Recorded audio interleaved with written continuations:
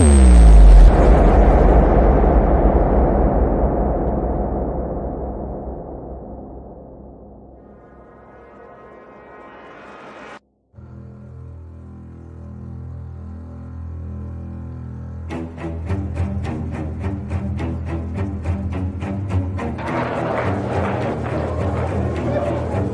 taught you, please, who taught you to hate the texture of your hair? Who taught you to hate the color of your skin to such extent that you bleach to get like the white man?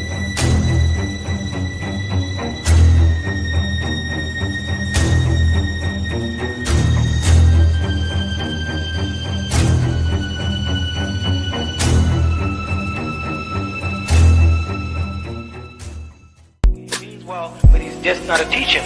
Black people now want to be taught. They don't want to be just spoken to. They want to learn something now. They want to clear the smoke. So what is his purpose? You have to ask him that. You can't ask me what his limit is a fire conservative. You have to go to him and ask him that.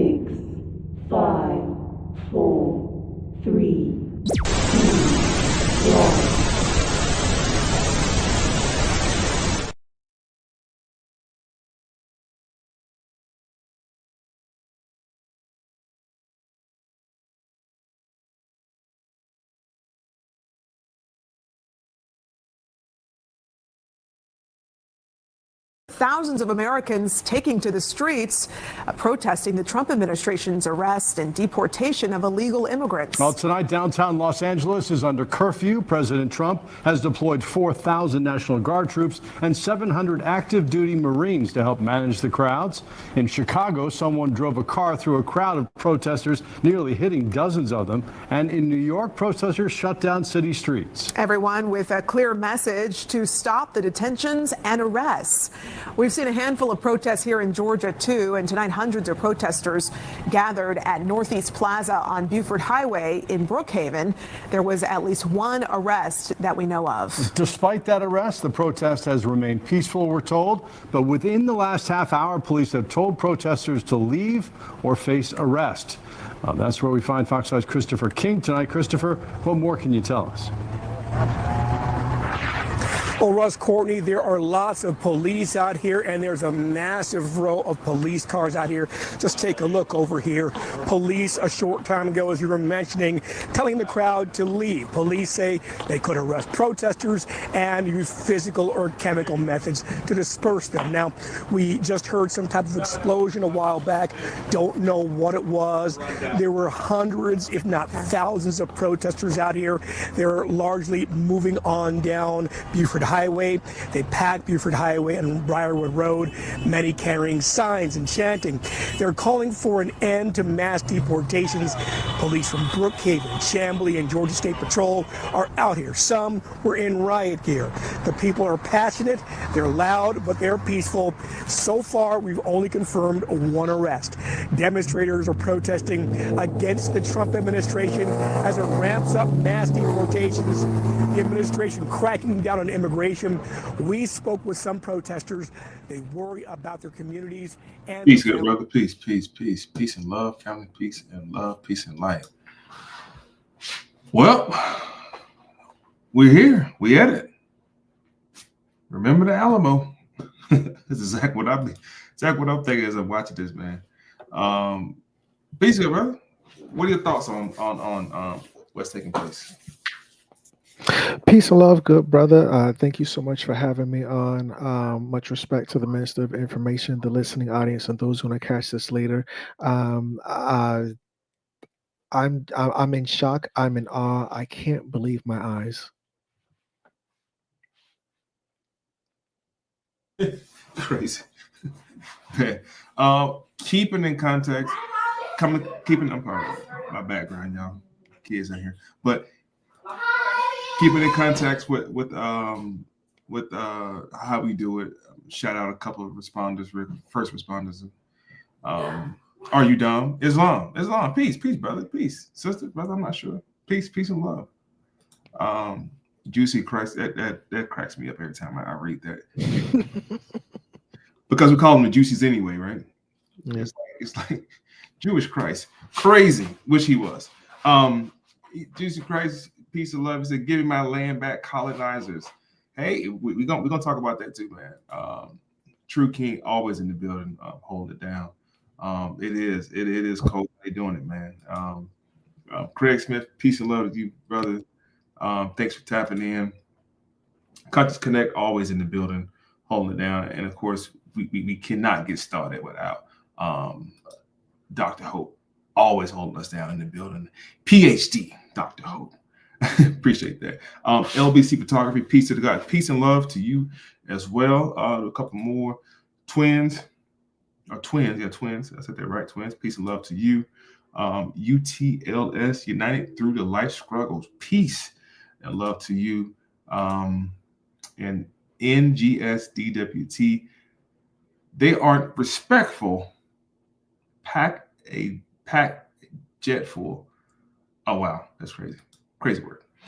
All right, brother. So let's go and dive into it, man. I think you were making some great points earlier, comparing this to Nazi Germany and other historic events throughout history has happened. I think you got some very valid points on how this all ties into what did you call it?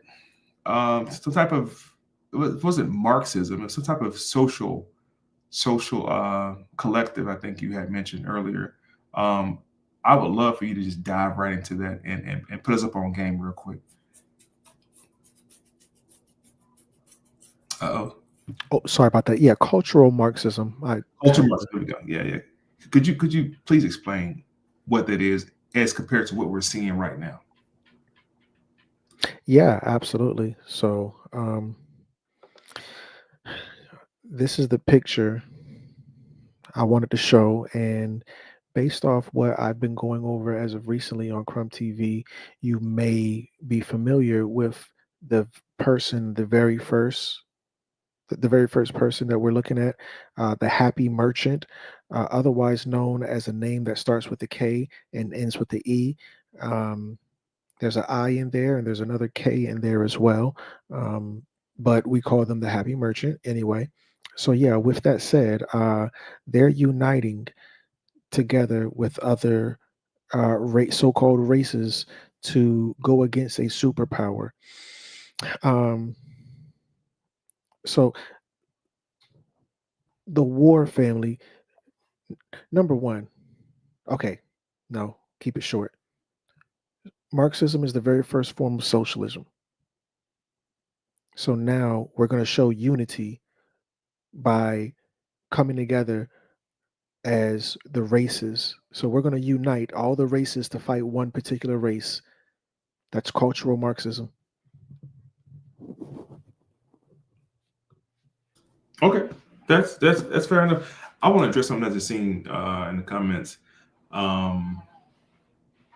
We have a problem with immigration. I mean, our ancestors were immigration. I don't know who ancestors Jessica's referring to. My ancestors were already here, immigrants. Migrants, maybe, but not immigrants. But it's not fair to people who are trying to come here illegally to have people jump the line, You definitely got to expound a bit more on that part right there. I think it's a great point. So what are we seeing in Los Angeles? Like what should we be seeing? Because I know you like to say all the time that a good teacher can't tell you what to see, only what to look. What should we be looking for versus what the media is trying to tell us? Because the media, Athens Ford, your real hometown, twist stuff. The media real good at twisting stuff up. What should we be taking a look at? Why this is happening? Great question. I think ultimately we should be looking at two factions going against each other, just like we saw in history. The two factions are going to be the nationalists versus the socialists. And these groups are very different.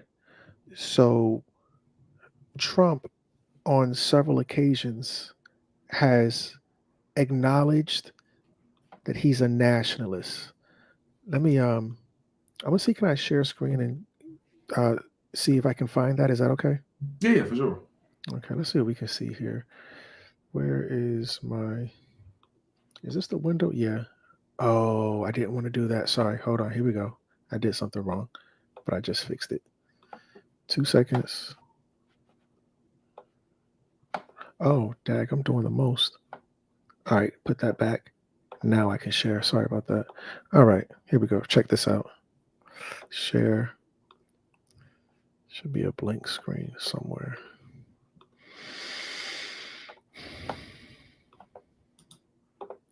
Has Trump admitted to being a nationalist?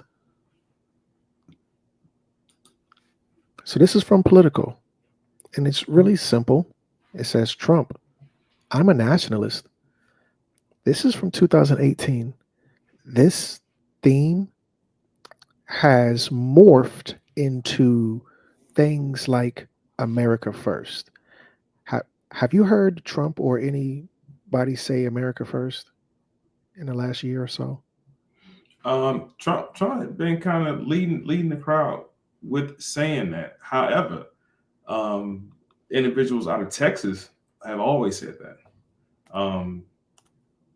Yeah, that's the only thing I can think of is Texas. And to Trump's point, we all should be nationalists. All of us should be nationalists. Like, if we're claiming to be Americans and that's our nationality, we all should be nationalists. Like, what we want best for the country under the Constitution for the government, we all should be nationalists. So I asked Skynet, which is probably not a good idea, but whatever. Teflon Don's America First policy, while explicitly isolationist, place a stronger emphasis on prioritizing American interests and national sovereignty. We're dealing with a nationalist. So now, what's the problem? The problem is the nationalists are fighting the socialists. And that's where we see this. These are the socialists. Marxism. I'm gonna mute my mic while I talk to Skynet so y'all can't hear me, but you'll see me. Excuse me.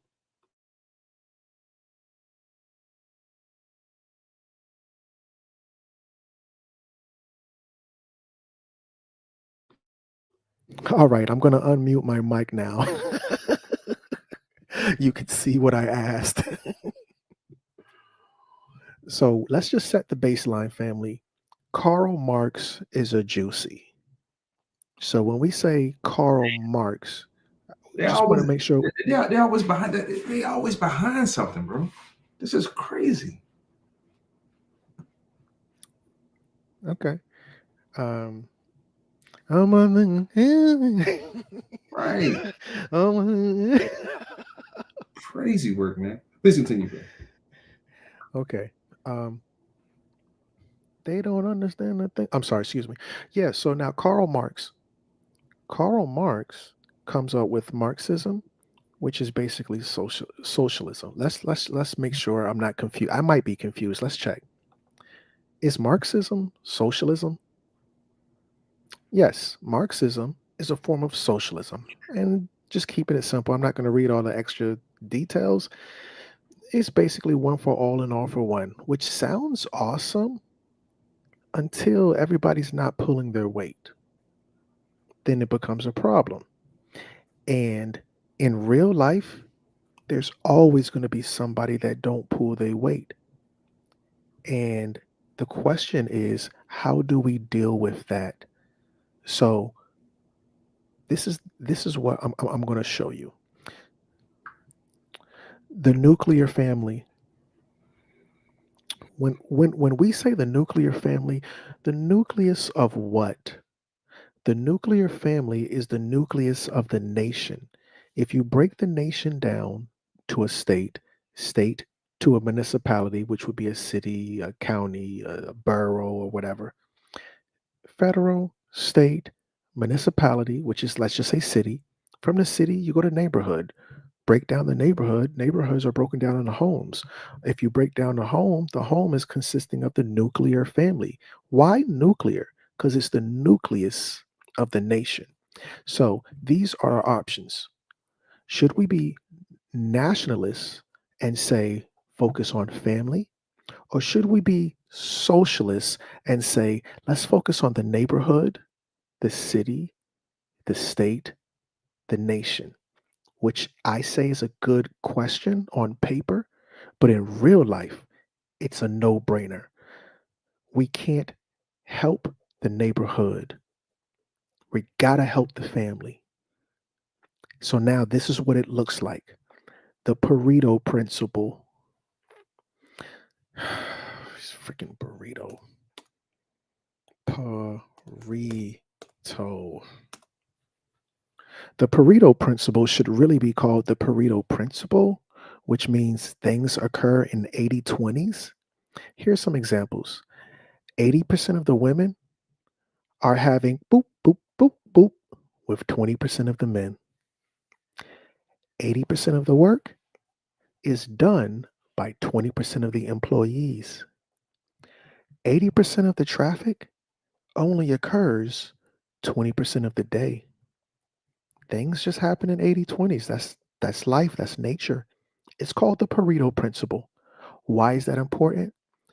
Because if you try to go with socialism, 80% of the people are going to be supported by the top 20%. Most people are not going to work within a socialist community.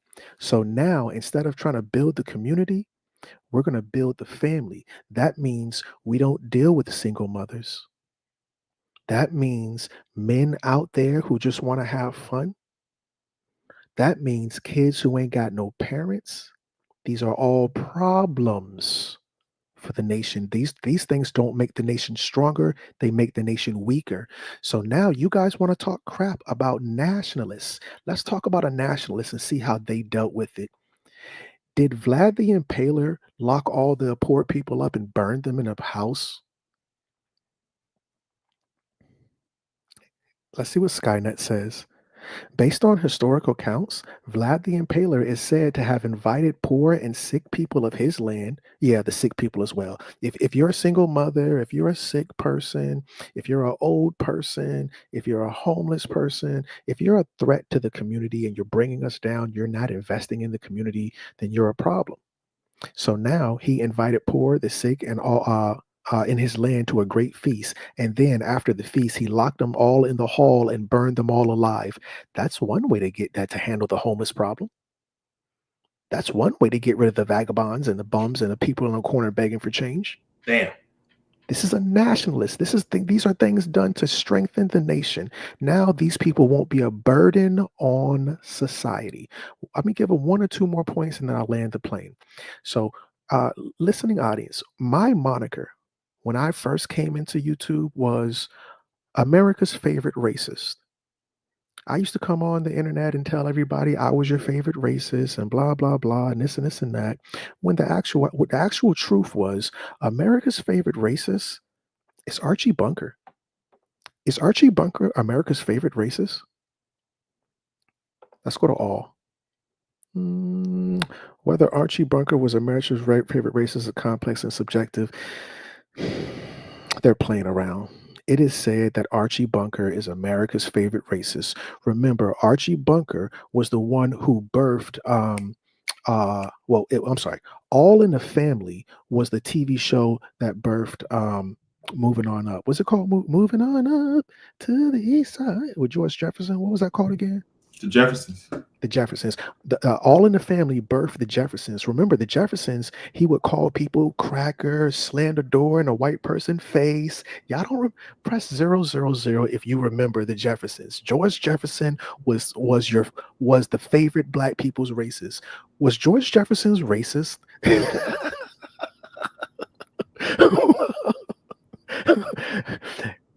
George Jefferson, the character from television Jeffersons, was often portrayed as prejudiced, including against. Remember, Prejudice. I'm sorry, I've said a lot. Let me breathe real quick. No, you're fine. Prejudice. You probably should have asked it, was Archie Bunker prejudiced and not racist?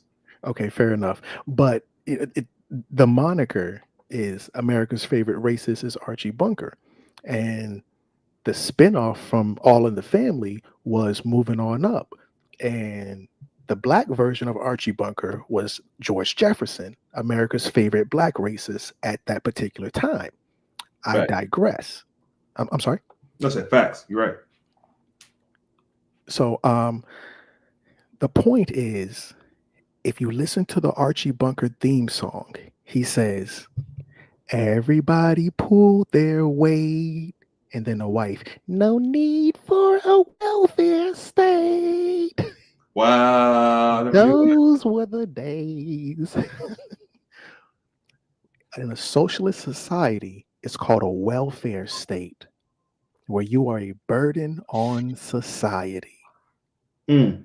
So now let's land the plane. Joe Rogan does a podcast because the people who are trying to be a burden on society and destroy your nation. Let me mute my mic. Give me a second.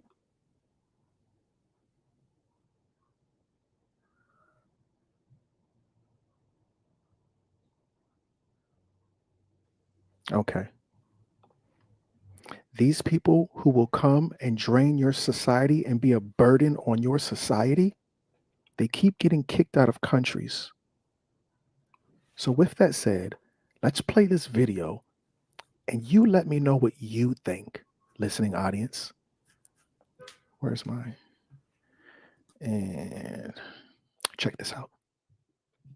I've been talking to some people in the intelligence, and they go, this gay pride stuff is going away. And the next thing you're going to see are immigration riots. This is going to be right around the next election. So hand to God we do this episode. Next day, Starbucks is like, we're banning all the pride stuff. And now you start seeing these, they're putting little breadcrumbs out, man. Little breadcrumbs. Oh, I saw this one thing in Chicago.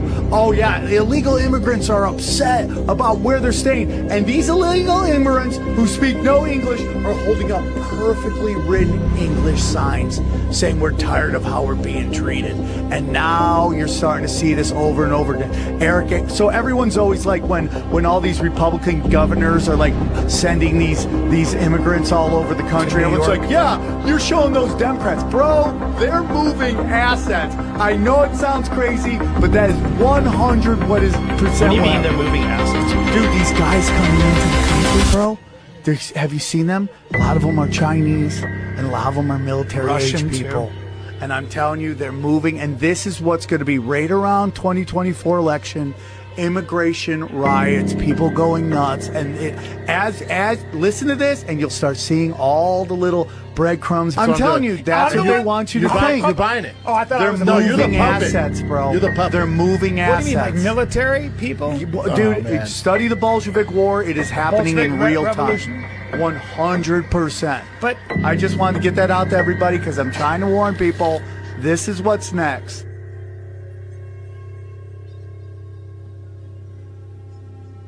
Educate us on what they're talking about. The Bolshevik War. What is scared? This scared the bejesus out of me, bro. This is creepy. This is. He just told us something he told us this in 2023. What's happening now? Nah, bro. Nah, that's from the clip the way he said immigration riots are coming. That clip is from 2023. Can somebody in the listening audience type in damn Gina? He said after they shut down the LGBT situation, you're going to see immigration riots. That's what he just said. I'm going to go to the Bolsheviks thing in 2 seconds. Okay. He said after they shut down the LGBT situation, you're going to see immigration riots. So let's check the receipts on that. Give me just a second. We're going to have to check some of these receipts. because I want to see if people is crazy or not. Let me go to share screen.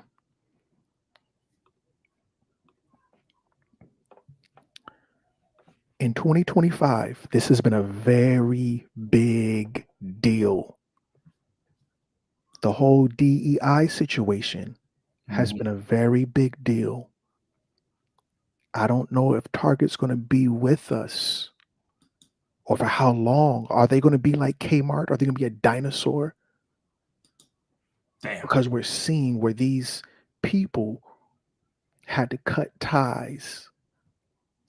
Go into Target, you're not going to see no pride anything.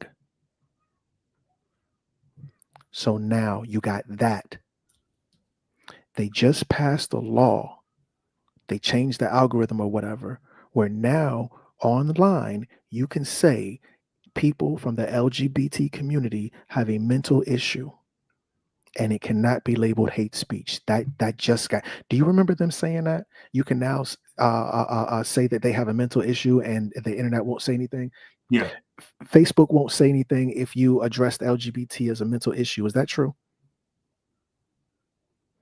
Of course, I asked it in the wrong way. It's too many words. Mark Zuckerberg has announced new rules, which means Facebook posted describing LGBT as mentally ill is acceptable now.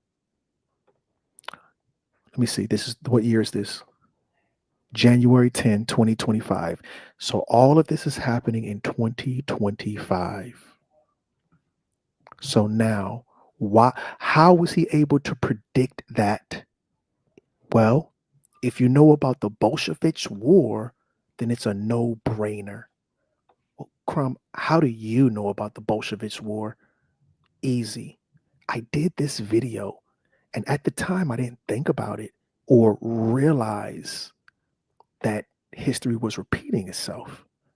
So here you go. This video right here, this video is about the Bolshevik War. So look at my picture. Hold on, where's my picture at? Did I? I might have put it under my thing and not yours. It's probably why I can't find it. Oh no, it's right here. Okay. So look at this picture. In this picture, on their arm is the symbol for the Soviet Union in Russia. The Bolshevik War was in Russia. The first person in this picture is a Juicy. The Bolshevik War was led by Juicies as a union. Look at the question in the comments. Should we team up with Mexico? Should we team up with the illegals and sock it to the man? Minister, have you ever heard me say that the first Tamahu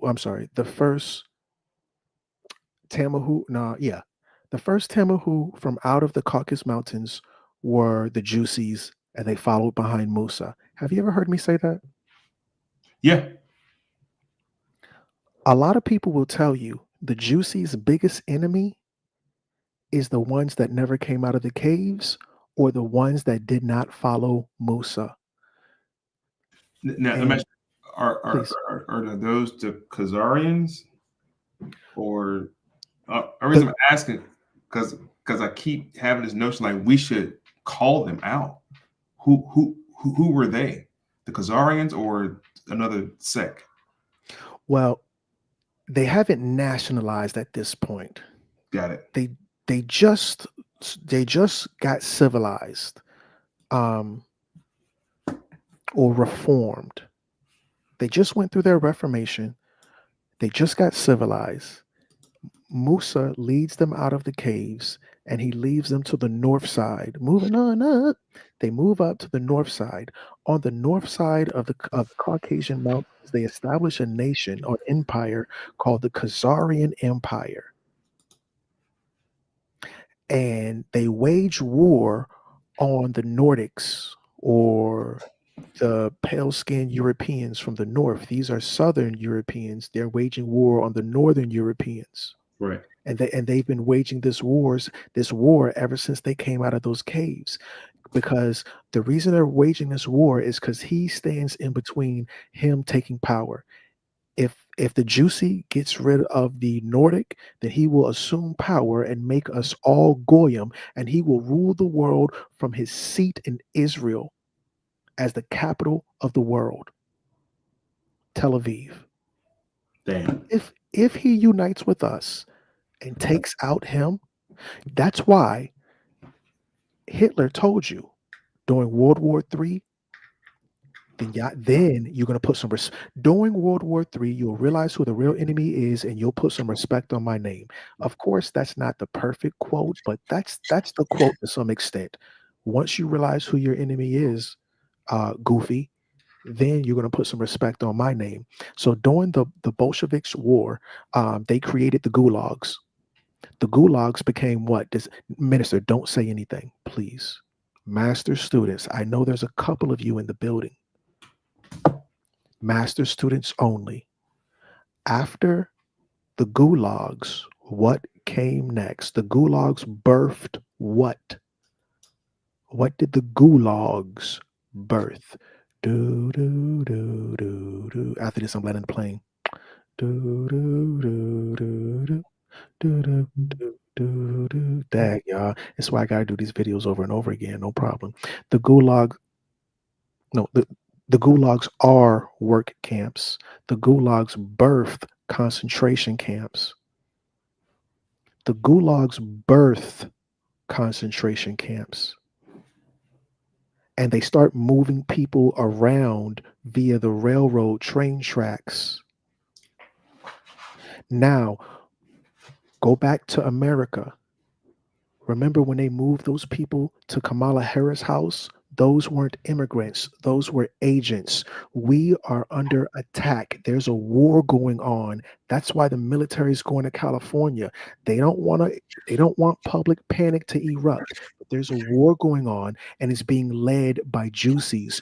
Family, let me say this last point. I apologize because I meant to land a plane. I'm gonna mute my mic and I'm gonna ask this question because I don't want to alert the algorithm.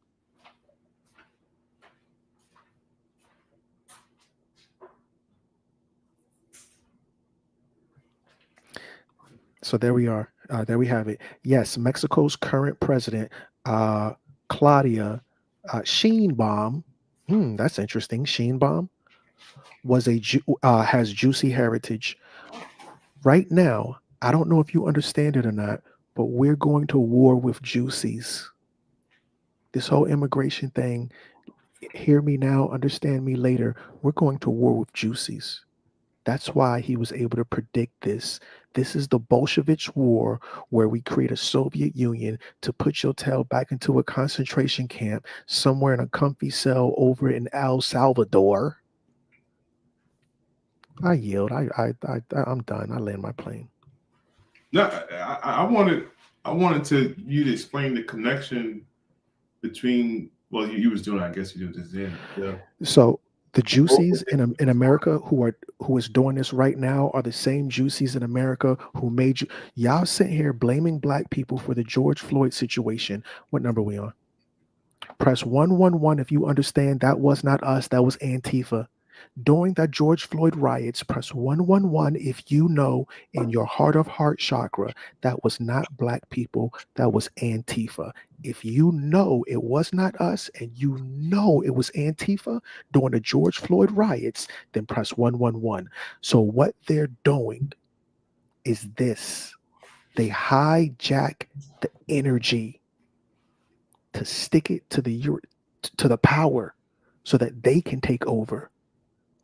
So now, if you go and watch these raids, somebody's passing out gas masks, somebody's passing out bricks, somebody's hiring people on Craigslist to help the rioters. Brother, I'm not the smartest man in the world, but I think good old George Soros might be behind this, just like the George Floyd riots with the other Democratic cities. Damn. Why is it always a Democratic city, Minister? Now, what are these cities called? Like Chicago and LA, sanctuary now, city, right? They call them sanctuary. What is sanctuary city? Sanctuary city is where illegals can have a safe haven. Like the Now, Underground Railroad. like the railroad, like the Underground Railroad, just like the Bolsheviks' railroads. Yeah. Because those railroads that the Bolsheviks was using, you know, those railroads were being built by Daddy Bush. Damn. I'm sorry, not Daddy, Granddaddy Bush, not Prescott Bush. That's that. Yeah. Damn. Crazy word. So all this calamity is happening. What's special about this weekend that the media is giving it so much hype, so much coverage? Today is what, Wednesday, Woden's Day. No, today's Thursday. No, Wednesday. Yeah, today's Wednesday. What's happening Saturday, and why do you think there's so much fuel being poured on these? They're not even riots. They're just protests.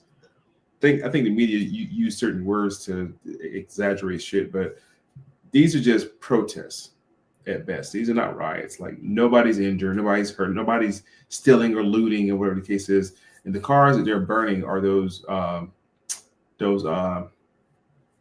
automatic cars, those self-driving cars. Those are the cars that they're burning and destroying, which leads me to think that somebody donated those cars for that purpose.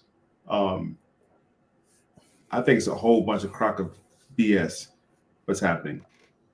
To the audience, my question to the audience is, are you all for or against the deportation?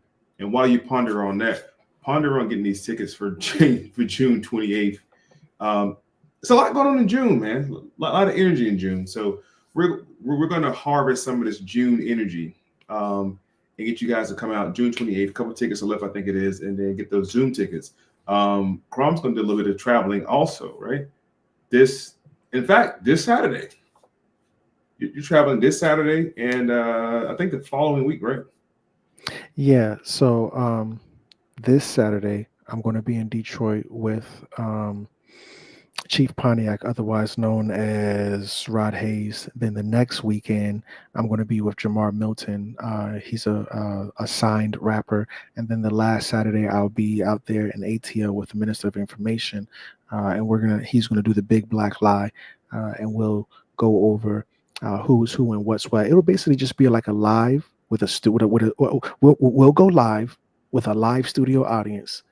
After the live is over, then we'll do a Q&A. We'll eat some food, and we'll have maybe a time for you to talk, or we can exchange or talk about whatever you're interested in, or whatever the case may be. So that will be kind of what we'll be doing with these events. The events is just a live with a studio audience, and we eat after and have a Q&A, and we'll do some other type of things, but that's grown folk business. What's understood need not be explained. All right, so I just want to kind of make a little moment for that. We should have done that at the beginning. I forgot. Please forgive me. But the tickets can be found at crumtv.info/events. That's crumtv.info/events. So you can tap in with that. Sorry about that, Minister. Just want to bring that in there. Let me take this off the screen, and you can please continue. No, you're absolutely fine. Yeah, I want to poll the audience real quick. Are you guys for or against deportation of the illegals? Okay, so we did do a poll, and there were 71 votes. Let me see if I can share screen so the family can see, so y'all can know that it's all wise, right, and exact. All right, so here we go. I'm sharing screen. You can see the poll for yourselves, guys. Boom. Can I? Oh, wait, I did it wrong. All right, okay, I see what I'm doing. Sorry. All right, so this is it right here. So we got, it said 73. I don't know how it went down to 71. Maybe you can have I didn't know you could unvote. I don't know. Anyway, it says 93% of the family who did vote said deport illegals. Can you see that, Minister? Let's see. Yeah. Okay. My follow-up question is, for those who voted the 7%, first of all, the 7%, I don't know why they put don't deport illegals, but the 93%, for the majority, let's speak to the majority. In the comments, why are you for deportation of, now I'm doing air quotes, you can't see my fingers, but I'm doing air quotes, of these illegals? because the question need to be asked, if we don't even know what's happening and what's going on, then at least we think this is some George Soros shit. We really didn't understand why we were so hyped about the whole thing with what's his name, the dude that got killed unalive. Sorry, the dude got unalive. George Floyd. We really don't even know why we were so upset, because I think before the protesting started, and for those who did see the video of him being unalive, I don't think anybody was that upset. I think people were more upset over Rodney King getting beat across the head than a brother being unalived. And Candace Owens, I have not heard what Candace Owens is saying about this yet. I'm pretty sure there's something somewhere on the internet. I'm trying to find it real quick.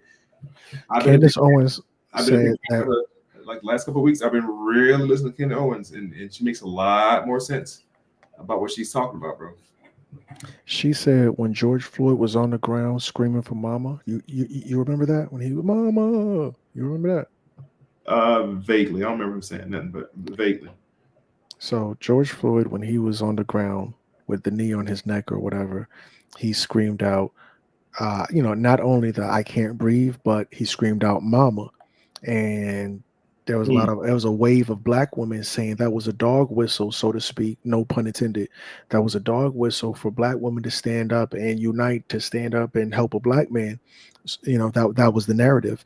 When actuality, mama is not his mama. His mama had transitioned, and mama was his girlfriend, who was actually a white girl who was a meth head. So when he called for mama, I don't want girls to think this is a dog whistle for black women. That was for the meth head Becky. Crazy as shout out to Candace Owens. I never knew that. Crazy. So I want to keep the conversation moving just a little bit to the right. I think I asked the question, what else is happening that's ramping up for the weekend, in case you guys did not know. This coming Saturday, June 14th, marks the 250th birthday of the U.S. Army as a day of celebration as Flag Day. The Army's foundation was June 14th, 1775. Anybody know that? They were called the Minutemen. Precedes the Declaration of Independence, making it the oldest of the 6 branches of the United States Armed Forces. This year, celebration will feature a large parade and festival in Washington, D.C. They got like over $200 million on this thing side of it. It's going to be huge. It's going to restore patriotism. This is for the nationals. Trump is doing this for the nation, by the way. On Saturday, June 14th, with President Trump presiding over the enlistment and re-enlistment of over 250 soldiers. The one thing to understand what Trump is going to do, Trump is going to waive something that, was it Roosevelt? I think it was Theodore Roosevelt, if I'm not mistaken. Yeah, it was Theodore Roosevelt. Theodore Roosevelt, right after World War II, to show the strength of the United States Armed Forces, he painted all of the United States ships, naval ships, white and sailed them around the world. It was called the Big Stick. And it was to show the military might of the United States Armed Forces, to say, hey, don't even think about it. All right. This is going to be something that Trump is going to do on the 14th this week. He's going to show the great strength of our military. As we all know, he already kicked a lot of the LGBT, LMNOP people out of the military and just won't be tolerated. So he's reestablishing the strength of the nation. With that being said, Crumb called me earlier, and you guys know I'm a big fan for saying, if I am wrong, let me know I'm wrong. And he made a statement to say that, because I have said that the U.S. military or armed forces cannot be deployed on American soil. I haven't, can't be. And Crump hit me up and said, well, you're wrong, because U.S. forces are being deployed on U.S. soil, and it's the Marine Corps. However, the Marine Corps, it is the branch of the military, but the Marine Corps is the president's personal military. He does not have to go to Congress to deploy the United States Marine Corps. He does not have to go to Congress for this at all, right? So, Minister, real quick, let me just throw this in there real quick. Do you know who the governor's president, our private military is? Because we talked about the private military of the Stuarts being the You said the governor? Jacobites. Yes, so the governor has a private military as well, and you've talked about them as well. I just want to know if you remember, because I'm quoting you right now. The governor, it's the National Guard. If it's the governor of a state, The constable is the private police of the governor. who? Constables, like Oh, the constables on patrol. Yeah. You're right. Private police for the governor can call the constables, and those are his private service police, just like the Marines for the president. I yield. Facts. So it says, yes, the Marine Corps, like other active duty military branches, can be deployed on American soil under certain circumstances. What are these circumstances, right? Primarily to protect the federal property and personnel, or to respond to a situation where the National Guard is insufficient or unable to address the needs. However, this deployment is subject to legal restrictions such as the Pious Commonwealth Act, which generally prevents military forces from being used on domestic law enforcement. That was my point, right? You cannot do that. Well, you're not supposed to do that, right? But however, Trump is now deploying the U.S. Marine Corps. Now, he could have sent the Army, but he didn't, right? This is Title 10 authority. The president can deploy active duty troops, including Marines, on U.S. soil under Title 10 of U.S. Code, which grants the president authority to use military forces to protect federal property and personnel. Where have we seen that before, family? Where have we seen a sitting president of the United States deploy, deploy Marines? Not just National Guard. National Guard just became a thing, right? Who have we seen do this before? I'll show you right now. The 16th president of the United States also did this. It also happened again in the 60s, but in the 60s, JFK deployed federal troops, which were the National Guards. Abraham Lincoln deployed federal troops and the U.S. Army to reestablish the government. So what you have to realize is the U.S. president is not just the president. He's also what we call, because I'm a veteran, we call him the commander in chief. And the reason he's the commander, because he can command all the military branches to do his bidding if he wants to reestablish and control the constitutional fold of government. Period. He doesn't need anybody's permission to do this. It's him, SecDef or Secretary of Defense, and sometimes DOJ gets involved. Their first oath of office is to put down any threat, both foreign and domestic. Doesn't matter how you feel about it. If you're in your feelings about it, oh, that's wrong, fuck out of here. The whole point is to protect the American fold of government. These are how nationalists think. You have to be a nationalist, not kumbaya. Everybody's involved. Everybody get along and get along. And it's a sickening, weak mentality to be so inclusive. And then Black folk are always inclusive to everybody but their own, which brings us to my next point. Dr. Claude Anderson did a bit on racism controls immigration. Racism controls immigration. And this is about 12 minutes. We'll listen to about 4 or 5 minutes of it, right? But let's listen to what he has to say about it, right? Hold on.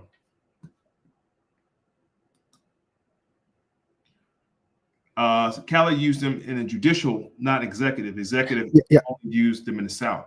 Yeah, I was wrong about the constables. That only applies in the South. My apologies. Please forgive me for interrupting. No, you're absolutely fine. We're here to definitely put out always right exact information. Point out every president that deployed military got deleted. Hey, goddamn. Good point on that one.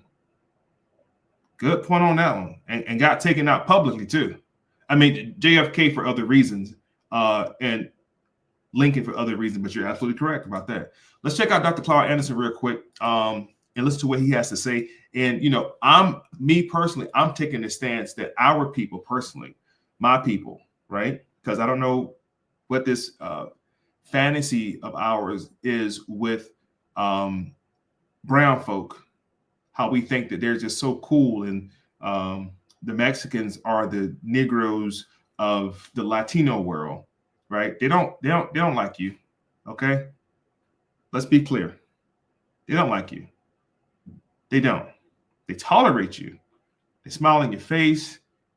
Yeah, yeah, yeah. You think because they, they can do they got a little bit of swag that you're siding with them. But I'm here to tell you, black folk, that they're here to take your place. So whether or not you agree with Trump, whether or not you like Trump, he's doing your service. The unemployment rate in California is ridiculous for black people now. Over the last 8 years. You remember the candidate for president before Trump won? You remember where she was prior? Do you remember what she was doing out there prior? She was unequivocally arresting both brown and black folk, but black folk over brown folks any day of the week. Let's check out Dr. Claude Anderson and see what he had to say. Again, this is called Racism Controls Immigration. Big enough, like Sam, so I'm gonna write these books and tell black folk what's going on, so you understand the issues. Yet out of that same time, we move to the next issue. I told you immigration is the next thing. The last thing, and that fourth thing would be automation. But immigration was the third thing. When these immigrants come into the country, they say black. At that time, here we during the World War II, we had POW, prisoner of war.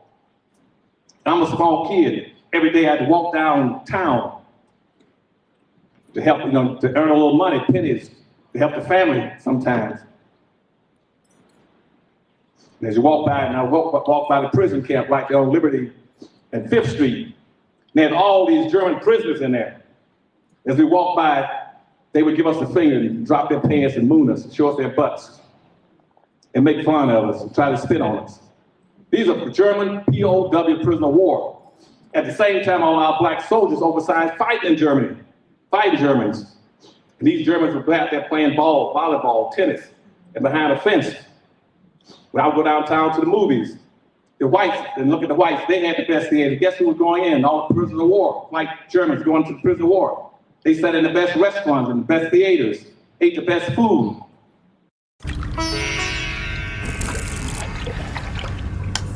Whoa. Hey, man, you good?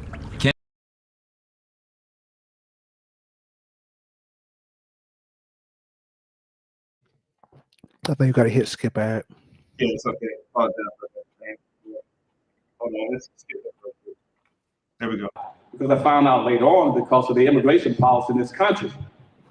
Immigration policy says there's a ranking order in this country on how people can be accepted. They call it the American dream. Listen to what he's saying now. And I said, what black folk know what the American dream is?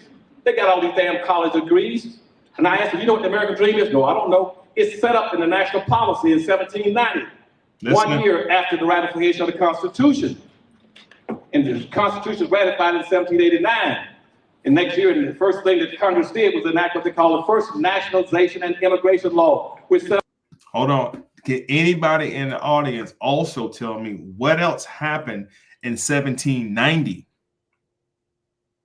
And at this point, I'm like, Cron, that's why we keep repeating the same information, because I think repetitiveness is the best way to learn. What else happened in 1790 dealing with policies of immigration? What else happened? He just mentioned 1790. He mentioned 1789 also, but what happened in 1790 in this territory of North America that set the tone for what we're seeing today? Y'all know I'm coming with history. Y'all know I'm coming with the goddamn history. I don't, you know, I'm not too into politics, but I know the history, because those who don't know history are doomed to repeat it. And the reason this looks like something that's new, because y'all don't know the history. What else happened in 1790? Listen to the year. 1790. Because we all know that there we go. Thank you. Somebody got it. Somebody paying attention. the nationalization, no, not nationalism. Yeah, you're right. The Naturalization Act of 1790. And the census also started in 1790. We got to track these goddamn immigrants. No, Trail of Tears was 1830s. About 100 years off. But the census, U.S. Census, and the Naturalization Act both happened. This is the notion of immigration. Okay? Because up until 1790, these were migrants, of which your black self learned pilgrims, or people who are making a pilgrimage from Europe.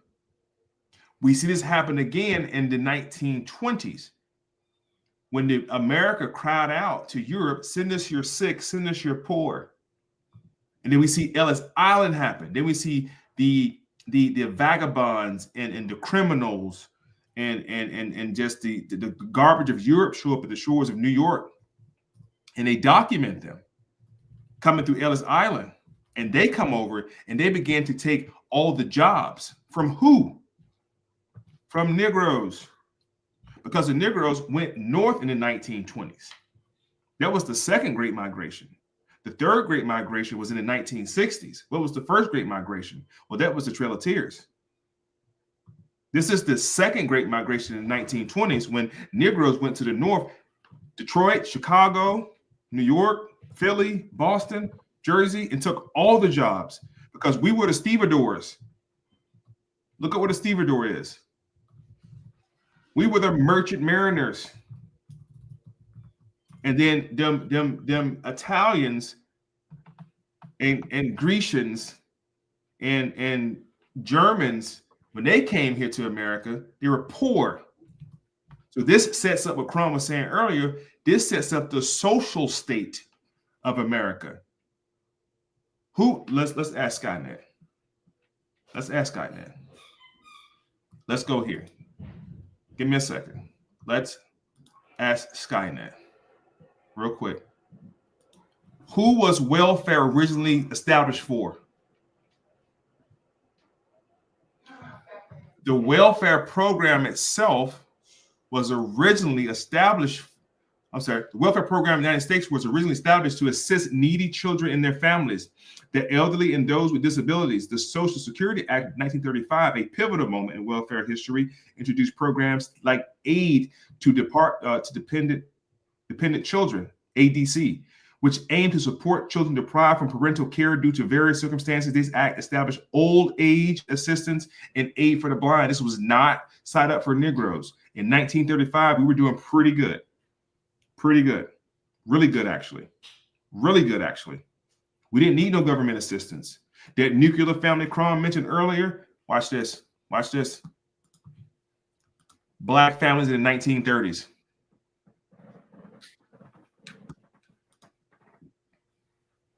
We were doing pretty good. We were okay. We were okay. Now, we didn't have the finest clothes, some of us, right? But you see families. It's bad when your great grandma and grandmother had 16, 12, 13, 15 kids. Everybody eat a little bit of cornbread, we straight. Now, what you saw, watch this, white people during the Great Depression, they would toe up. They needed the damn assistance. They had no job skill sets to do nothing. Okay? We've been farming since the 1800s. We can grow our food. We was fine. We wouldn't eat no damn cabbage water and bread. Okay? I remember what was the movie? If I had a golden ticket, Willy Wonka. Remember that? When it was, watch this. Watch this. This is what they was dealing with. Scenes from Willy Wonka. Watch this.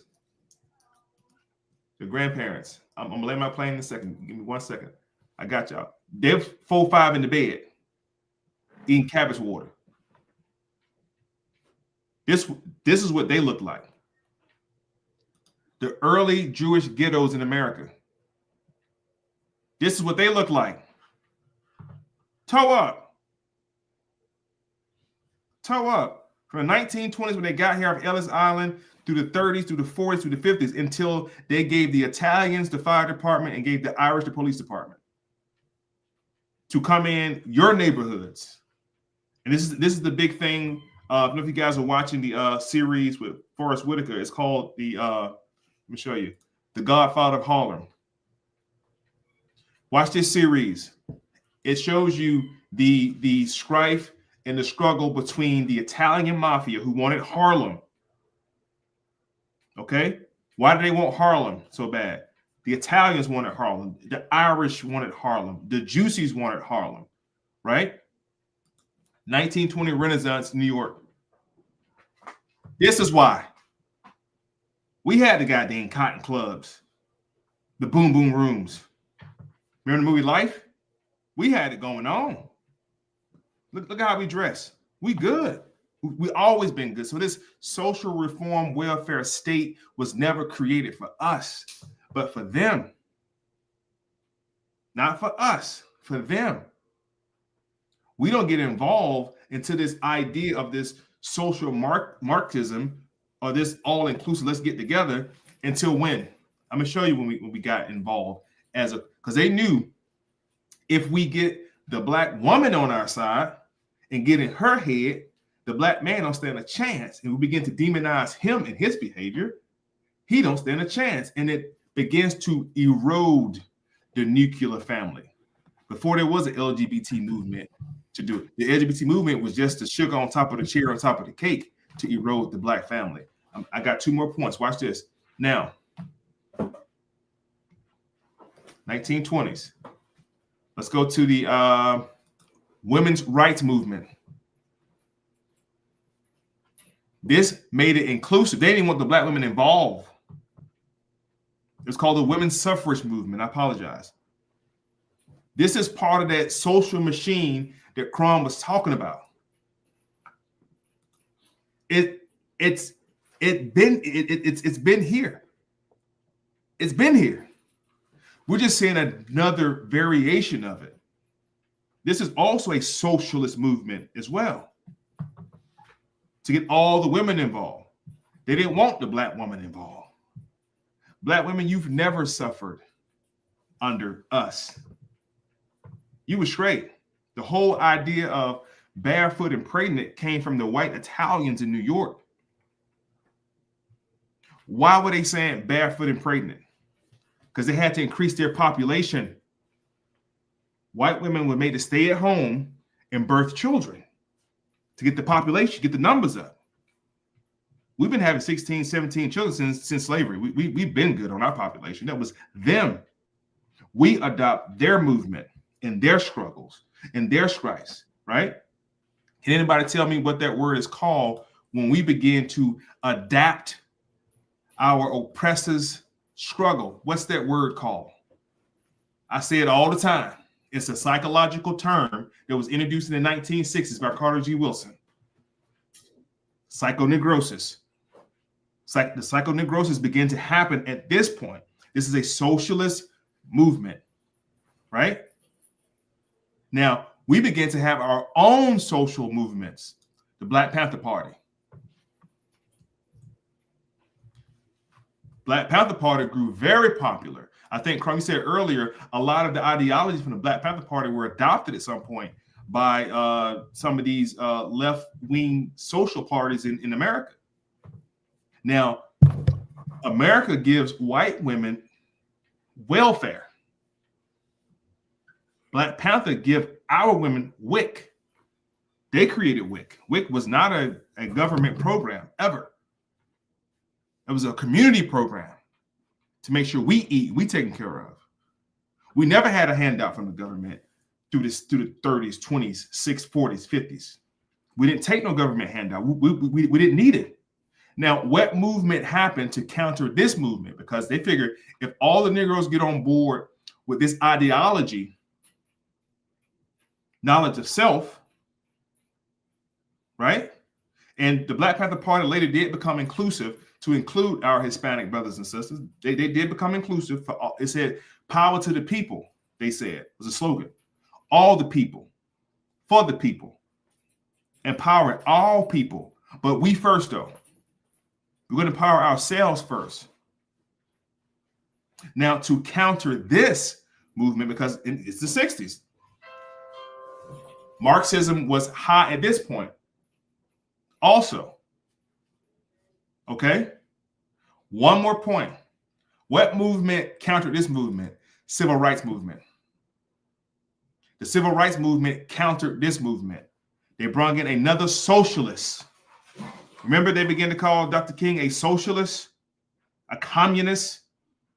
Social movements, man, destruction of black people. I yield the floor.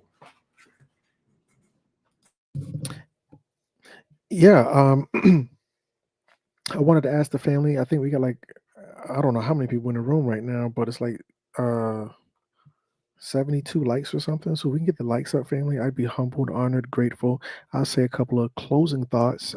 Did you want to go for another hour, or would you like to do, Minister? All right, so this is what I'll say. Yeah, when you're dealing with socialism. Yeah, I wanted to acknowledge Ty Richardson for becoming a member. I see you. I love you. I appreciate you. I'm humbled. I'm honored. I'm grateful. It means everything to have your support. Verily, I say unto thee, family. Also, yeah, we are at the hour mark. So I also wanted to mention real quick. Let me just go over here real quick so I can just kind of show you these visuals. Bear with me for just a second. I did not mean to do that. Please forgive me. Listen. Get that off the screen. If y'all like that, get them damn tickets for June 28th. Yeah, that's right. That was mild sauce. I'm going to June 28th. I'm going all the way off. I just had to remind y'all, don't get caught up in this nonsense, man. Please don't get caught up in nonsense. Tap in, family. So we'll start. Today is Wednesday. 1, 2, 3. 3 days, family. 3 days. I'll be in Detroit with Chief Pontiac Rod Hayes. So tap in for that. Then the next weekend, that'll be this Saturday. Next Saturday, I will be in New York with Jamar Milton. Tap in for that. Then the last Saturday of the month, I'll be in Atlanta. That's where I will end and land this plane out there with the Minister of Information. Let me just put that up there on the screen. Big Black Lies. That's what that is. He's gonna. Family, the minister, he has a lot of showmanship. You can't see the showmanship through the computer, but face to face, he'll definitely make sure that he shows you, what is it called, gratuity services or something like that. I forgot what y'all call it, but like the minister knows how to fold napkins in like a super fancy way. He knows which. I'm sorry. It's gonna be great hospitality. Okay. Because I remember one time we went to like somebody's mansion or something, and you had to know which fork was which one and the spoon over here. And I'm like, man, I've only seen this on the movies. Etiquette. This is etiquette. Etiquette. Yeah. He knows all of that. So it'll be a great time. But yeah, ultimately, this is what I'll say, family. I'm gonna say this. What we're seeing on the low, quiet as kept, we're seeing a war about to pop off. Hear me now, understand me later. We're seeing a war about to pop. Oh, they're just calling in the military so that they can calm the people down. Family, what number we on? Press 333 if they should have called the military to calm the people down during the George Floyd riots, but they didn't do it then. I've never seen them calling the military to calm the people. Point of order. They're not going to call the military to calm down Negroes. They have nowhere to send us. These Negroes, they can deport them. So the military, this is dealing with international law and jurisdiction. When you got a group of people, let a group of East Indian or Asians act up in our country, you're going to see the same thing happen because it's international jurisdiction at that point. Negroes acting up is a domestic problem. Well, let me ask the family. When people get deported, do you expect to see children and women? How come everybody getting deported is only men?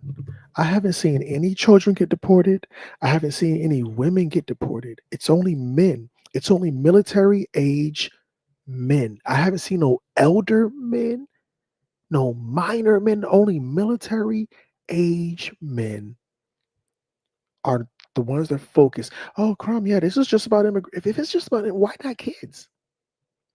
I remember when they were talking about immigration under like Obama or something, like they putting kids in cages.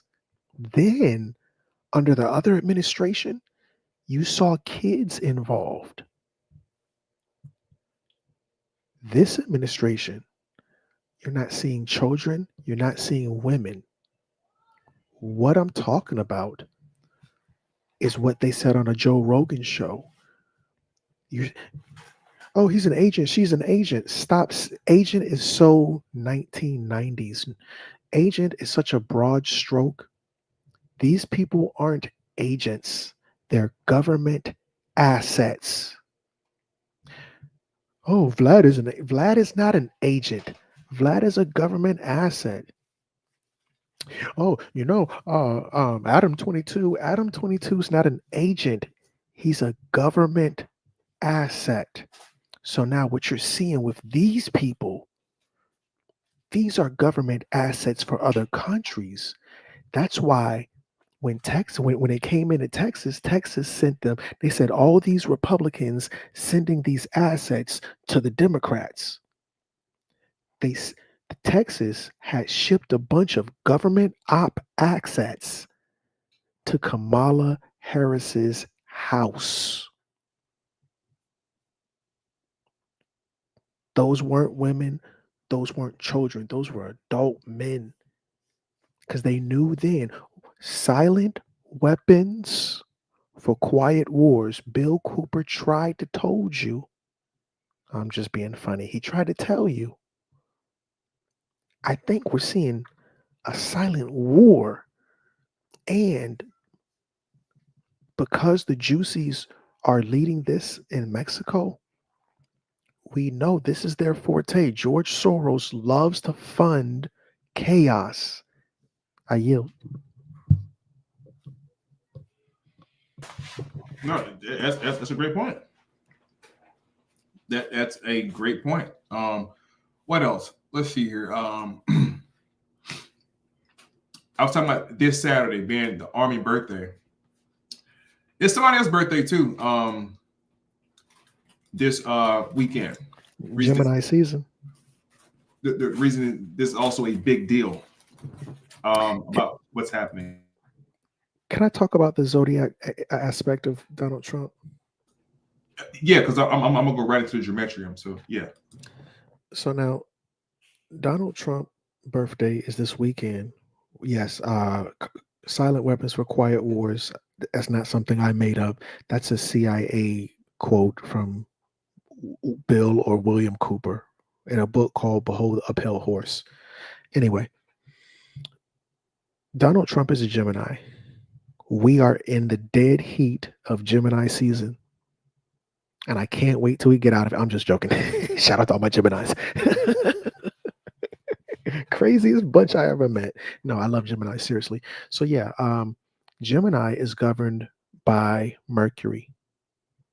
The color of the Gemini in terms of the Mercury is I know Mercury's silver, but in this case it's orange. The Gemini is governed by the, let me just make sure I got that correct. I'm almost sure it is absolutely correct. I did a PowerPoint on it, but I done missed a couple shots. So now I'm kind of, taking my steps wisely. Is Gemini associated with the color orange?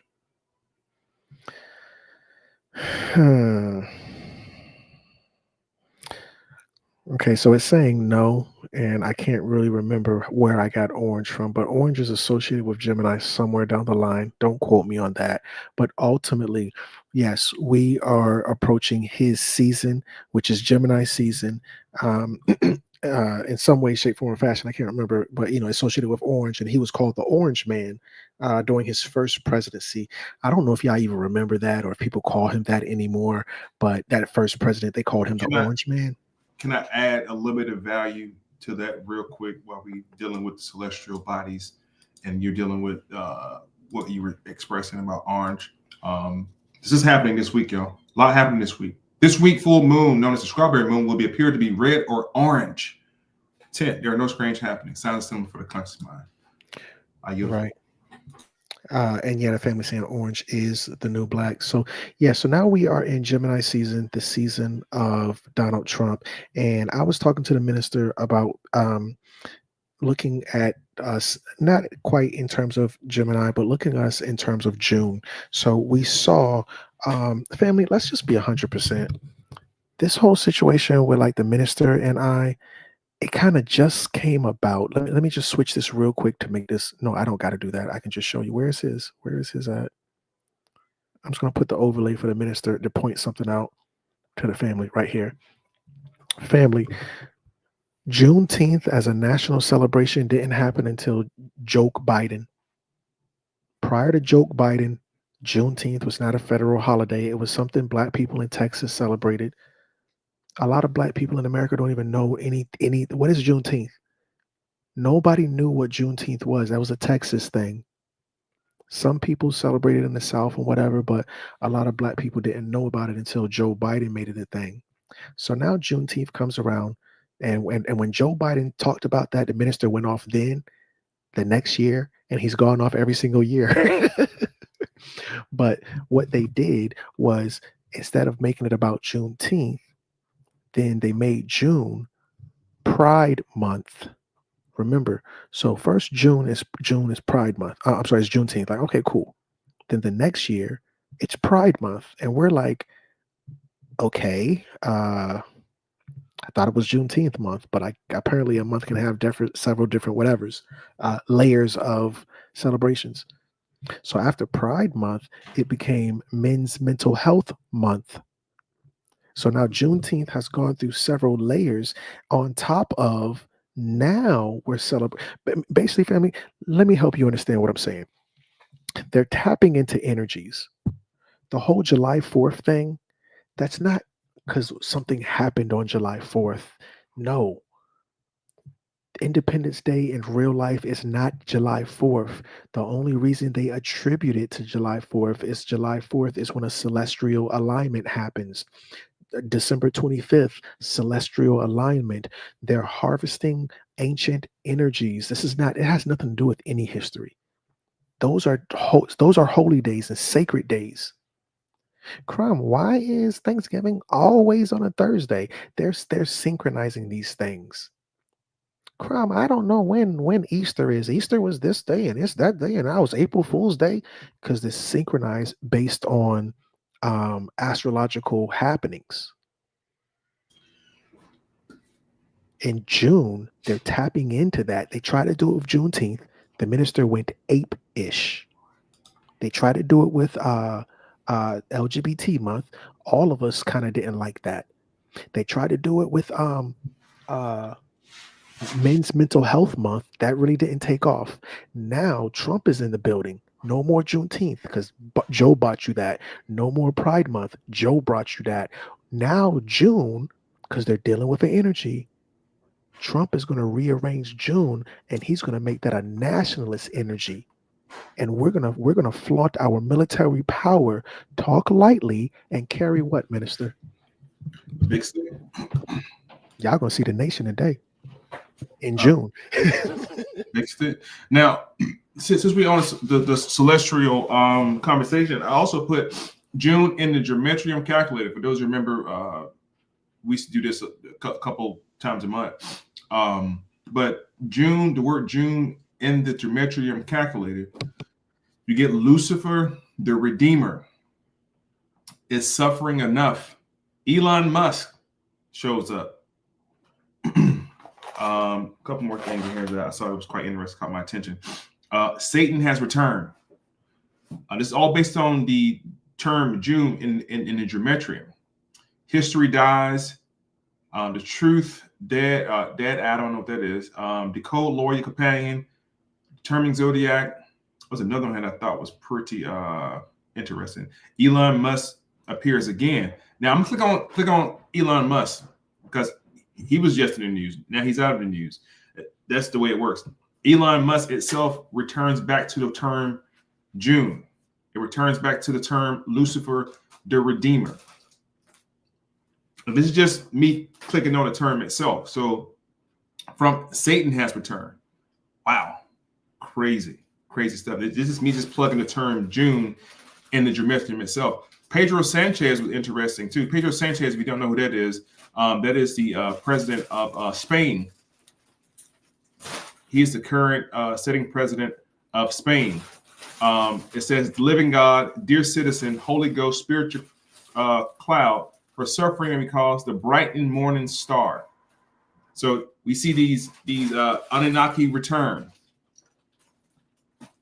Everything that we've been talking about. Mexico has got larger. Can't make this stuff up, man. That's according to the geometry. I wanted to bust that out real quick, but yeah, man. I mean, thank y'all for definitely tapping in today. And remember what I talked about. This social experiment that we're seeing with the Mexicans, who ancestrally Filipinos. Anybody want to debate that? Bring that to the table. We're seeing the same thing that we saw, as Crum had already pointed out, dealing with George Soros and dealing with I can't never remember the guy's name. What's his name? George Floyd. George Floyd. We're seeing it happen again. Do not confuse what you guys are seeing happening as a Black movement or something that you should feel obligated to chime in on social media, something that you should feel obligated to take sides and this and the third because these are our brown cousins and shit like that. The people you seeing out supposedly rioting, they're just protesting, or the people you seeing supposedly detained, these are not the working class folks of Mexicans throughout the United States. You have sympathizers, you have liberals, you have extremist Marxist ideologies that are also at play right now. Okay, so don't think you have to chime in on the movement on their side. That's why the poll was asked: are you for deportation or against deportation? Because there was a certain point in time in history, they didn't want your ass here either. They wanted to deport you too. All right, and this was all under the guise and auspice that too many Negroes were taking white jobs. Right? They already played this hand before with you. It was called Back to Africa movement. Historic initiative aimed to relocate African Americans back to Africa, send them back to Mexico. This movement was also known as colonization movement or Black Zionism. Saw some advocating for the return of the ancestral homelands, while others viewed the form of racial separation and self-determination. They've already done this before. They've already done it before. They've already done it with you.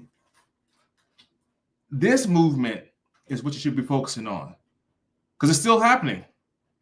The unfair relocation of Negroes. They don't call it back to Africa. They already figured and gave up. Well, they're not going back to Africa.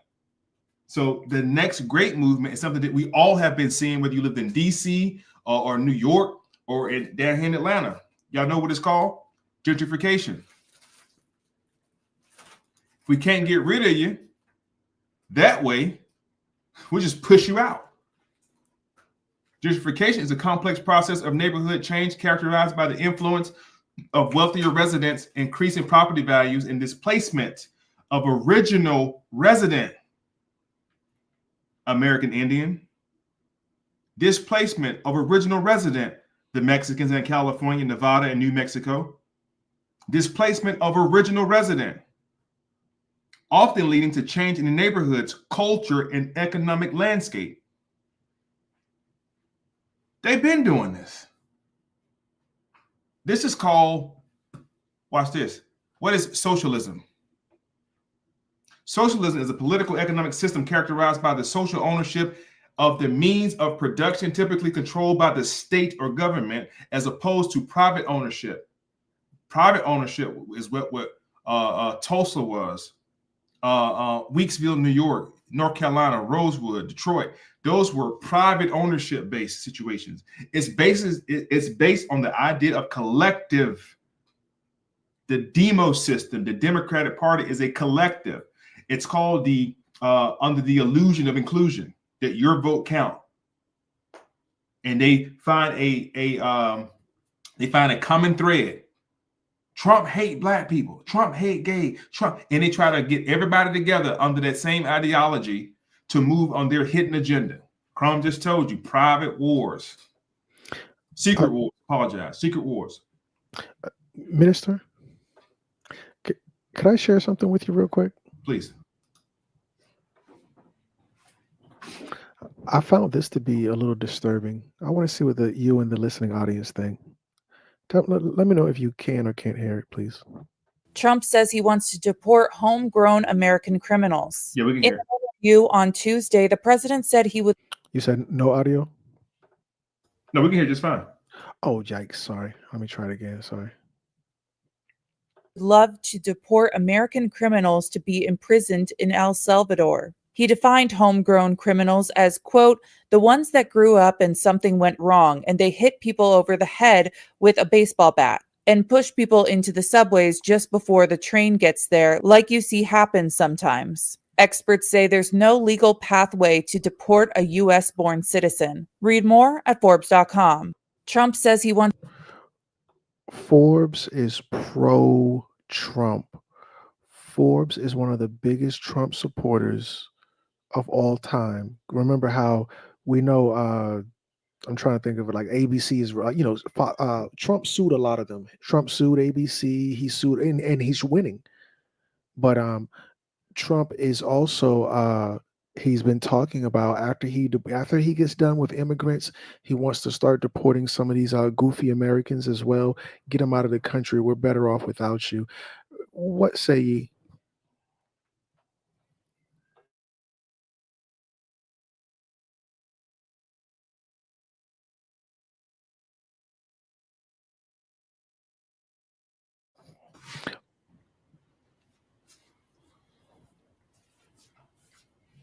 Minister? Another one? Yeah, I'm here. What was the question? Oh, I was saying in this video, and I wanted to play the actual. I thought that was the original one. Let me see. Can I play the original? It's only 30 seconds. Let me see. Can I try this again? Share. I want to hear it from the horse's mouth, respectfully. And I say, and this is subject to getting it approved, but if they've been arrested many, many times, they're repeat offenders by many numbers. I want them out of our country. I also will be seeking permission to do so. We're going to get approval, hopefully, to get them the hell out of our country along with others. Let them be brought to a foreign land and maintained by others for a very small fee, as opposed to be maintained in our jails for massive amounts of money, including the private prison companies that charge us a fortune. Now, let them be brought out of our country and let them live there for a while. Let's see how they like it. And Trump's going to get rid of the prison industrial complex and send you to El Salvador. So after we get done with the deportations of illegals, I agree. I agree. I agree. I agree 100%. I'm for sending these prisoners to war. And the next war breakout, they going first. Send their ass over there on the front line as bullet sponges. I've traveled the world personally. And when I tell you God bless America and no place else, see, that's that sympathetic shit I was talking about earlier. We sympathize as black folk for no reason at all. See, I also heard a brother say this right here. These Negroes now in 2025, put them back in slavery.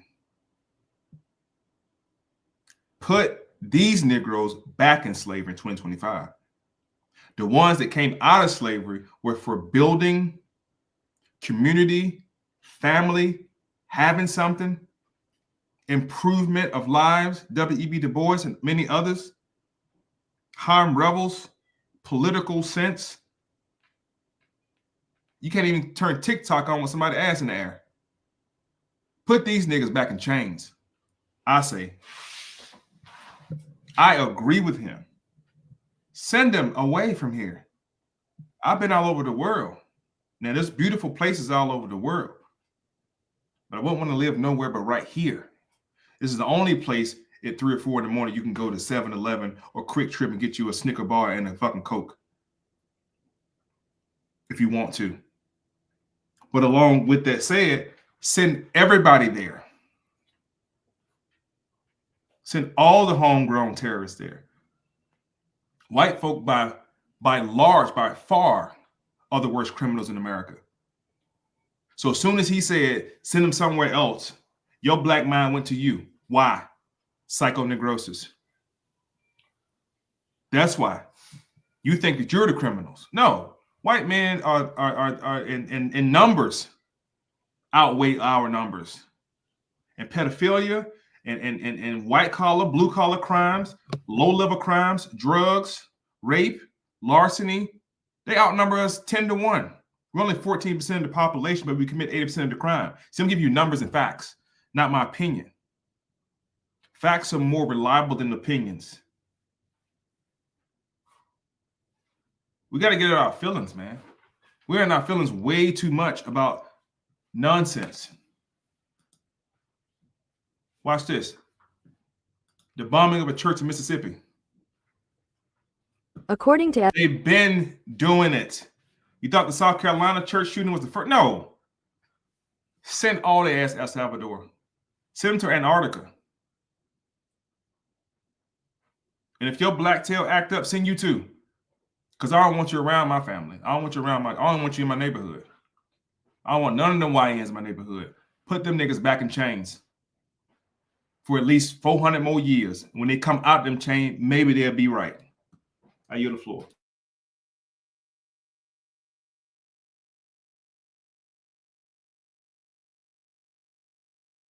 Wow. I know that change brings growth, and things get better. I don't know if for that to happen.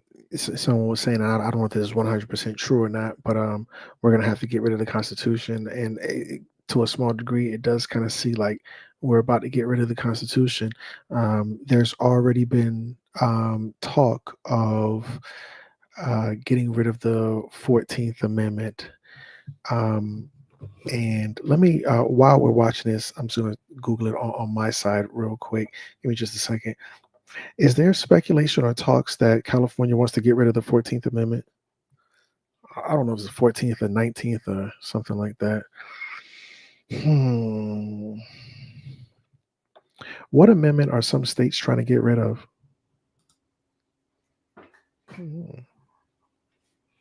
I agree with him. He said, bring back integrity, morals, and ethics. Absolutely. In order for that to happen, brother, they're going to have to do what's called separation, not integration. Well, for that to happen, let me just get back real quick. Good brother Lyons, for that to happen, we're going to have to bring back shame. And I'm not saying that you're saying this, but this is what you're playing devil's advocate. They're going to say you're trying to go back to the Scarlet Letter. You're trying to go back to the Scarlet Letter, because when you talk, this is public pressure. He's basically saying bring back peer pressure, bring back bullying, bring back public shame. Because we wrote stories about this. One of them was the Scarlet Letter. This is me playing devil's advocate, because obviously I'm for integrity, morals, and ethics. But when we're dealing with this right here, hold on, let me show you this picture real quick, and then I'll land the plane. This right here is called progressive politics. We want to be a part of a progressive nation where we don't have to worry about these right here. A lot of people would say he wants to bring back stigmata. Y'all want to bring back stigmatism. That's that old religious draconian way of thinking. I yield the floor. But I mean, but at the same time, within our community, because I want to be crystal clear about my stand. I'm standing on business. I do not care anything about what's happening in LA and anywhere else dealing with default. In fact, when Crum had to tell me what was going on, I'm like, what? I know what's going on with my people. I can tell you what's happening with my people. I'm not overly concerned with what happened with those. Send all their ass back. Wait a minute. Not all of them. The ones with paperwork, lead them here because I'm not cutting my grass no more. I'm not cutting my grass. I'm not going on the roof and putting new shingles on my roof. I ain't doing none of that laborious stuff. So leave the ones who are good folks here. But the ones that are part of these criminal enterprises and these drug enterprises, right? Get them out of here. ASAP. Well, didn't Trump tell you that simultaneously he's launching the gold visa? There will be no more green cards. We're not doing green anymore. We're doing gold. They're giving out golden tickets. I got a green card. No more green cards. We're giving gold cards.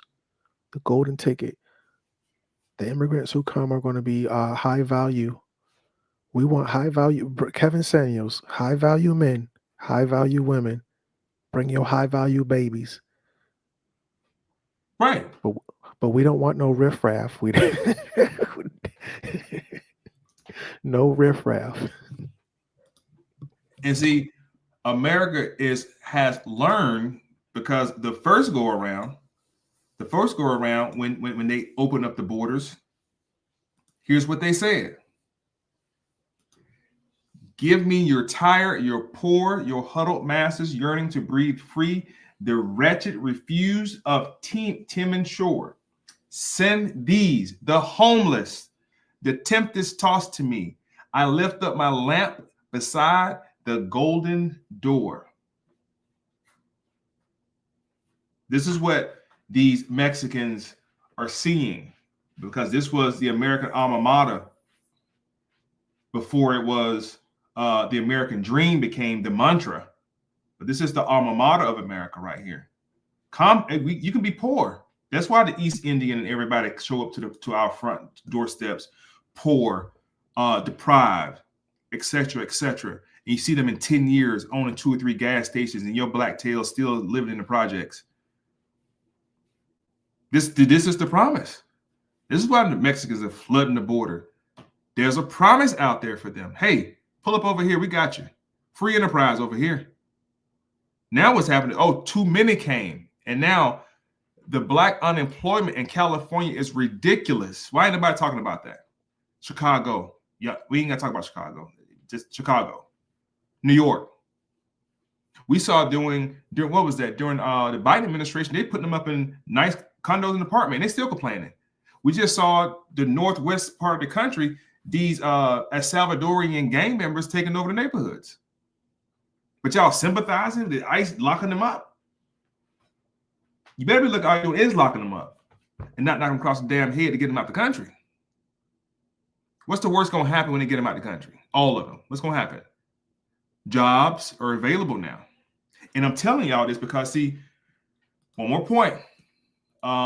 New York race riot. Historical fact. Same thing happened to you when there were no more jobs. We could talk about riots because they ain't no damn riot. See, in riots, people get unaligned in riots.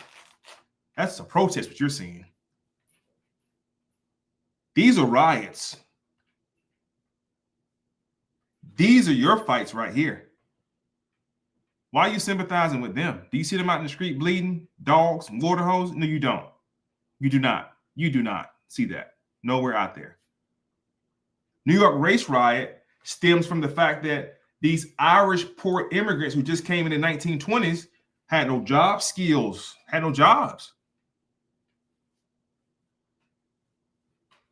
Earlier in the 1860s, during the Civil War, guess what Lincoln called? Lincoln wanted them to come fight.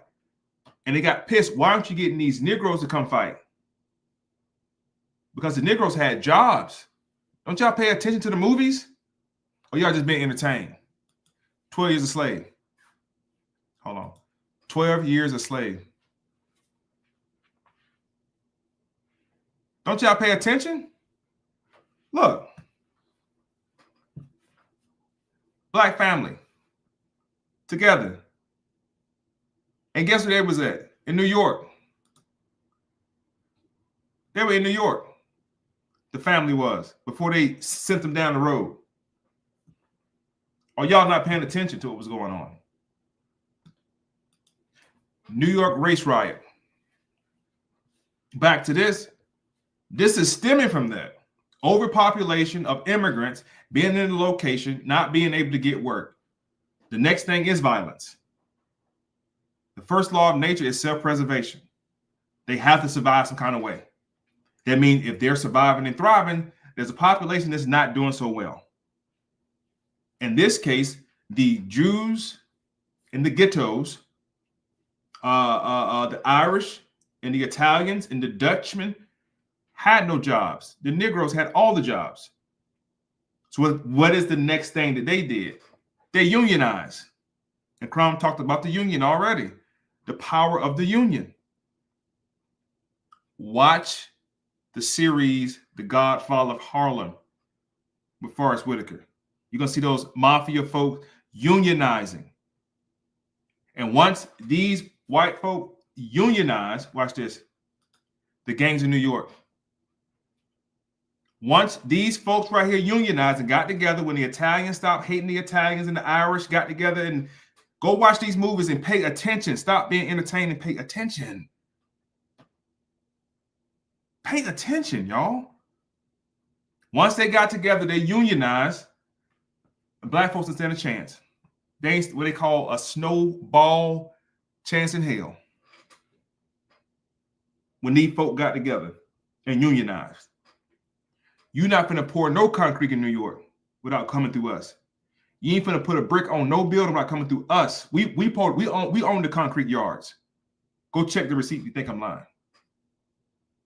This is the power of a collective coming together within the community, unionizing. We were together first. Tulsa, Oklahoma. We were together first. Right?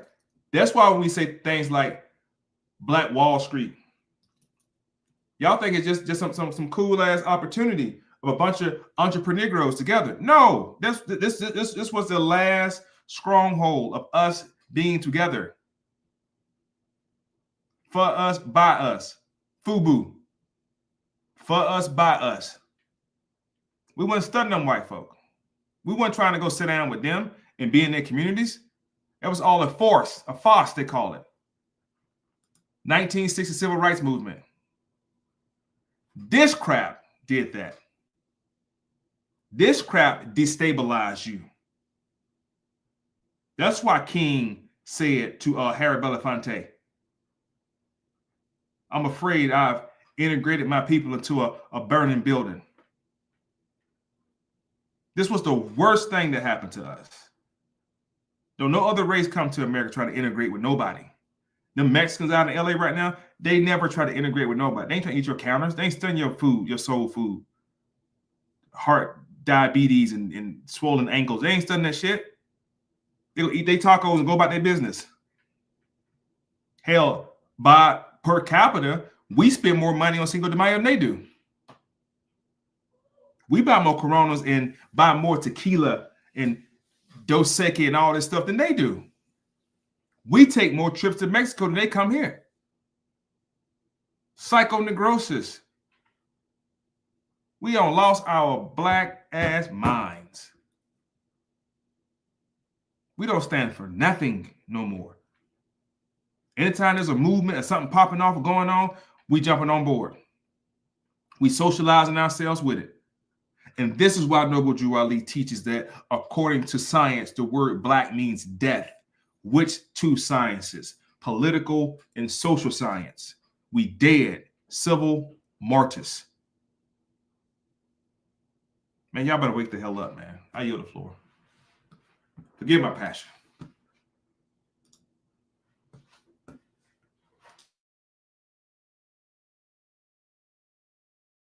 think you've hit the nail on the head. I think you. I don't. You've covered all the bases as far as I can see. Bad, man. Like I just don't like that we just hop on board with stuff. And I'm so grateful that you're able to explain the politicized part of it historically. And when I heard you compare it to the movements of, what was it, Germany, I'm like, yes, sir. Damn, they all doing that. And I'm gonna give you your flowers, brother. You've been on your juicy joint. No diddy, but you've been on your juicy shit pretty hard for the last couple of weeks. And you've been leaving breadcrumbs and you connecting the dots. And I'm just amazed at how you're finding them in everything that's been happening historically. They got the big nose in it. You said everything. I mean, whether it's them being expelled from Spain, whether it's them being now the biggest Holocaust. I hope y'all know what Holocaust mean, right? I hope you guys understand what the word Holocaust mean. Like, Germany didn't adopt the word Holocaust, right? Holocaust is just a ritualistic sacrifice. Juicies were making Holocausts also. But one of the biggest tragedies of that particular group was in Spain, not Germany. Did y'all know that? Oh yeah, we gotta say juicy. We can't, you know how they are. With, you know, we'll have the ADL all on our channel next. But these juicies seem to be the weakest genome of the human population. They're the weakest genetic group, a created creature who has robbed, pillaged, looted, stolen. And that's why Hitler made the comment that America know who the real Jews are. J-U-W, Jewels. America know who the real Jewels are. Right? So I think this group of people, and you pointed this out last time with Israel, before they give up the throne, they'll take the whole damn planet out. These are the evil ones. I'll make this point. These are the evil ones. The Jewish syndicate, I want to call them. They are a syndicate. They were questioning Jesus.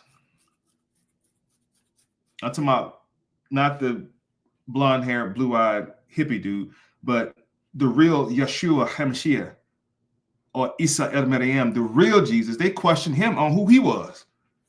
The same way they question us now on who we are. Who do y'all think y'all are? We don't know anymore. See, Jesus stood on business and told them who he was, sorry. And they didn't like that. This is to my Christian folk out there, my Christian listeners. The way you love on Jesus, the way you worship and idolize Jesus, these group of people who killed him, unalived him, these same group of folk, their descendants are doing the same thing, causing confusion. What is the biggest trick of the devil?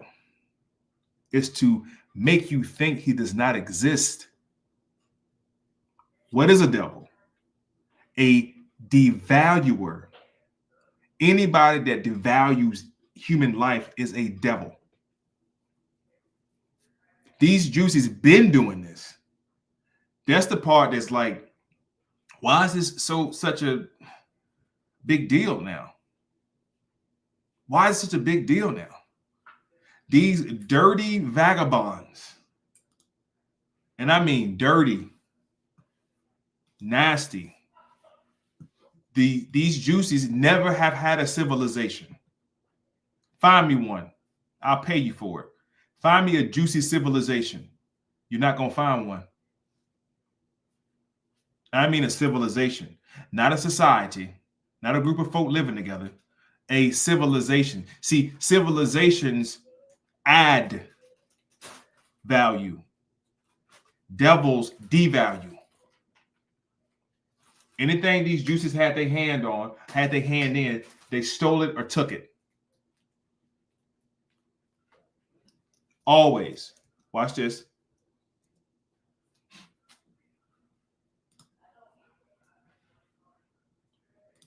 They were the first ones who lived in ghettos. They were the first hands up, don't shoot. You see that? They were the first ones in ghettos. They're poor. Nasty. Like Farrakhan said one time, next time you see one, just look at them. Just look at them. Look at how they shape, how they made. And this isn't hatred I'm teaching. Hatred is in your heart. I'm pretty sure in your heart you don't hate nobody. You may dislike somebody, but you don't. It takes a lot to hate a person. These people despise you. They hate you. And now, I guess the point I'm making now is take 2025, replace these people with these people, facial wise. Watch this.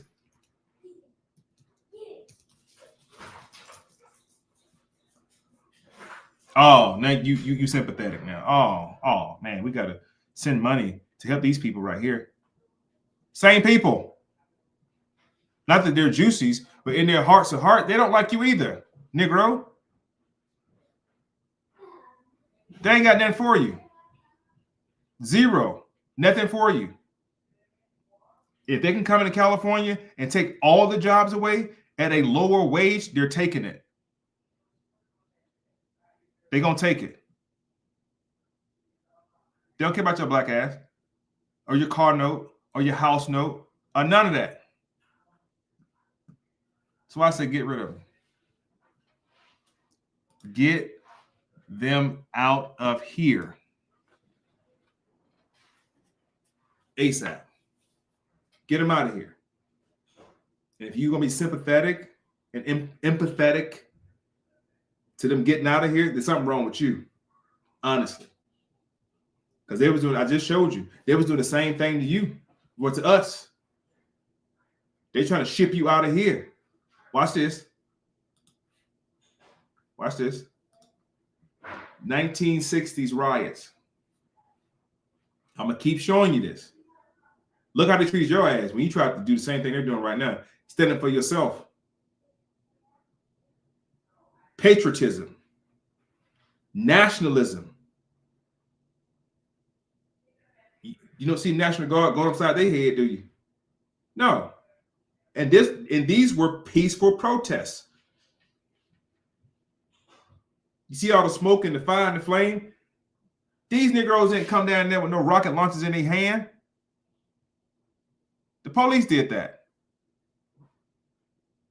They had signs in their hand.